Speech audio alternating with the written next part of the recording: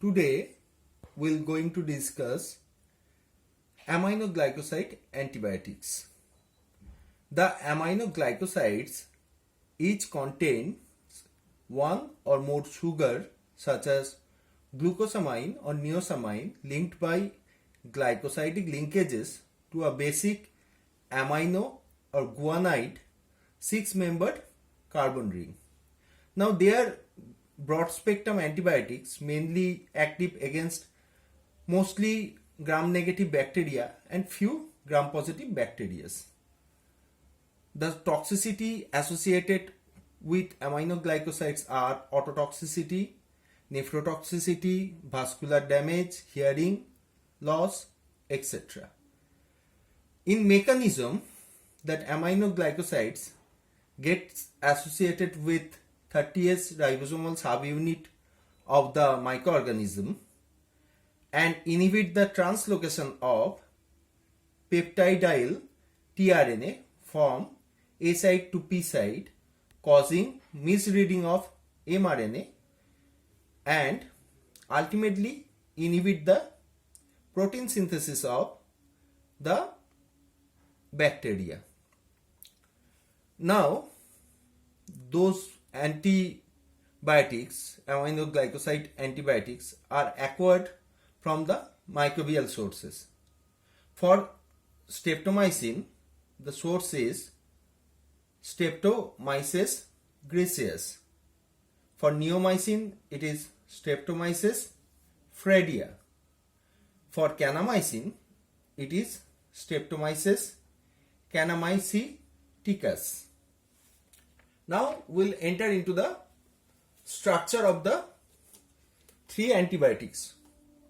First is the streptomycin. Now if we consider the structure of streptomycin, there are three parts. First is the streptidin part, which is the above portion, this portion.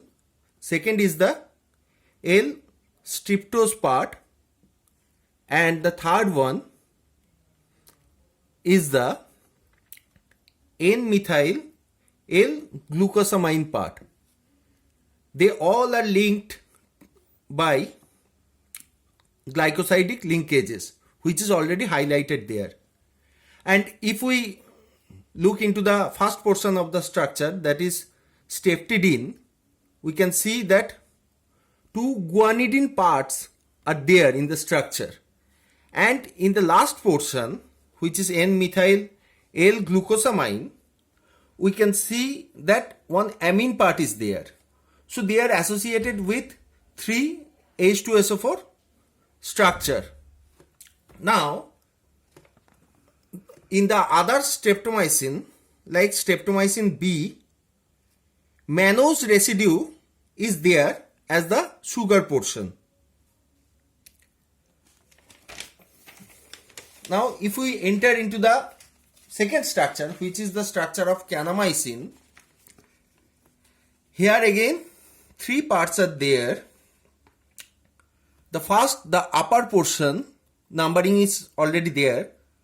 So the first part, the upper portion is 3D glucosamine, which is associated with the middle portion. This is the second portion, which is deoxystreptamine, and the third portion, which is 6-amino 6-deoxy beta D glucosamine.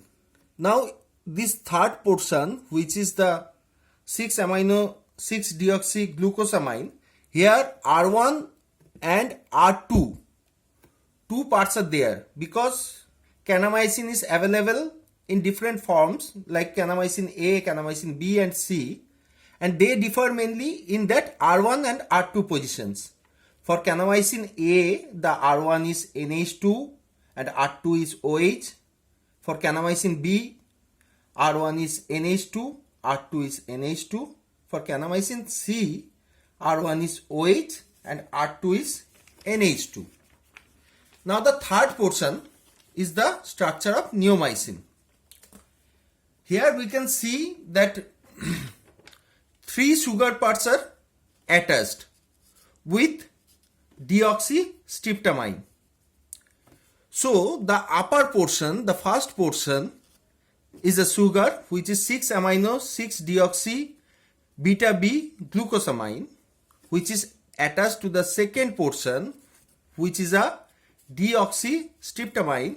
Third is again another sugar which is D-ribose, and the last part is 6-amino 6-deoxy beta D glucosamine. So 4 parts are there in neomycin structure. Now different variations in neomycin is also seen, which is neomycin B and neomycin C.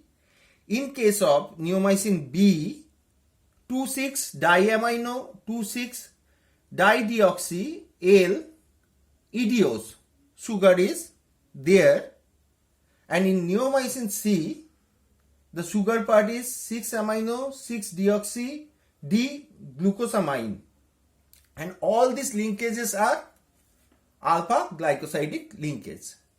That's all.